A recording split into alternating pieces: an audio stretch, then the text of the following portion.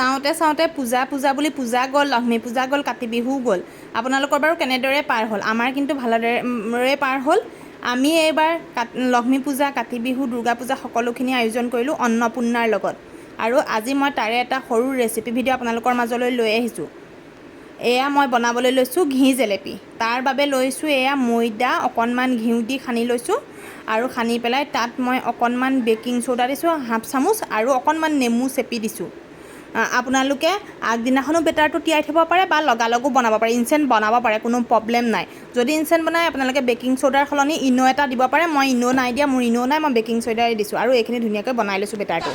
এটা কথা খালি আপোনালোকে মন কৰিব, যিটো পাত্ৰই ময়দা দিয়ে সেই একে পাত্ৰটোতে চেনি ল'ব। মই এই কাপটোৰে ময়দা লৈছিলোঁ 2 কাপ আৰু চেনিও সেইকাৰণে চুগাৰ চিৰাপ নহয়, মানে চুগাৰ পানীটোৰ কাৰণে চেনি লৈছোঁ 2 কাপ। আৰু তাত দিছোঁ মই দালচেনি, অকণমান ইলাচি চেণ্টৰ কাৰণে দিছোঁ, সেইটো সম্পূৰ্ণ অপশ্যনেল হয়। আৰু মই চুগাৰ চিৰাপটোৰ কাৰণে এয়া চেনিখিনি কেৰাহীত দি লৈছোঁ আৰু এয়া নৰ্মেল পানী দিছোঁ 1 কাপ, কাৰণ চেনি হৈছে 2 কাপ, তাৰ আধা দিব লাগিব পানী, সেয়ে 1 কাপ দিছোঁ।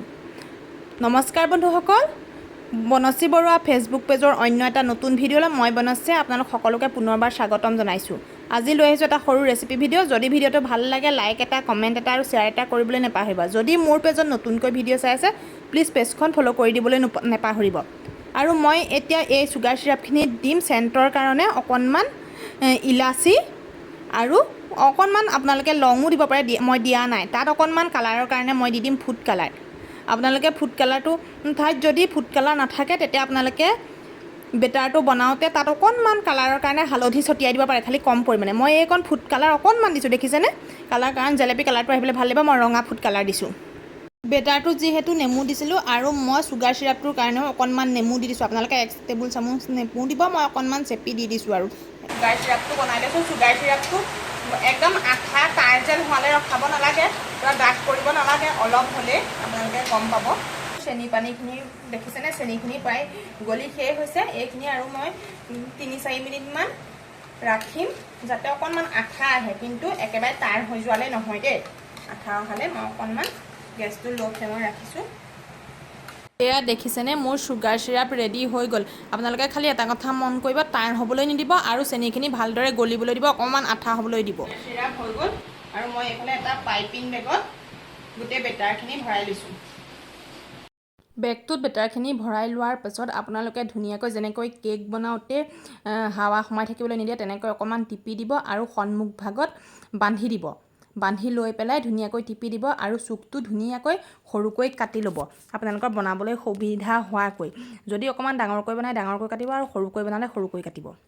মোৰ বনাব পৰাকৈ ধুনীয়াকৈ ৰেডি হৈ গ'ল। মই অন্যহাতে এখন কেৰাহী পাতি লৈছোঁ, তাত মই ঘিউ দি লৈছোঁ, কাৰণ এইবাৰ আমি পূজা পালন কৰিছোঁ অন্নপূৰ্ণাৰ সৈতে। আপোনালোকে ঘিৰ সলনি ৰিফাইন দিও ভাজিব পাৰে।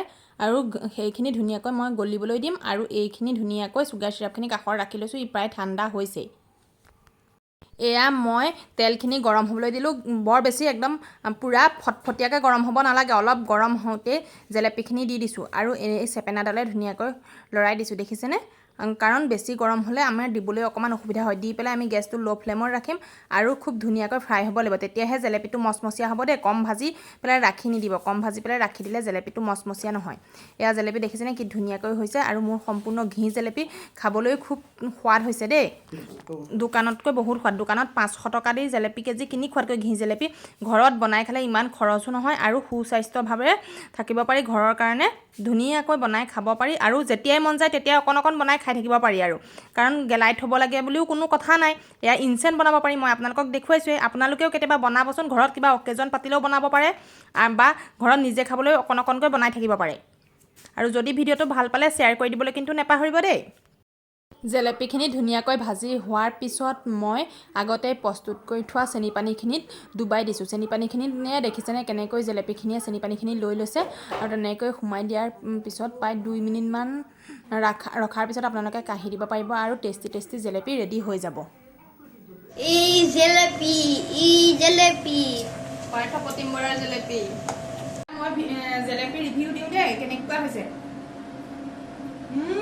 ইয়ামি, কি ধুনীয়া হৈছে। এবাৰ যদি মানে বনাই খাই চাবচোন 500 টকীয়া জেলেপি ঘি জেলেপি কিনি খাব নালাগে ঘৰতে খুব কম পইচাত বনাই এনেদৰে জেলেপি খাব পাৰিব আৰু দিবও পাৰিব পূজা বুলি কাৰোবাক দেখিছে কি ধুনীয়া হৈছে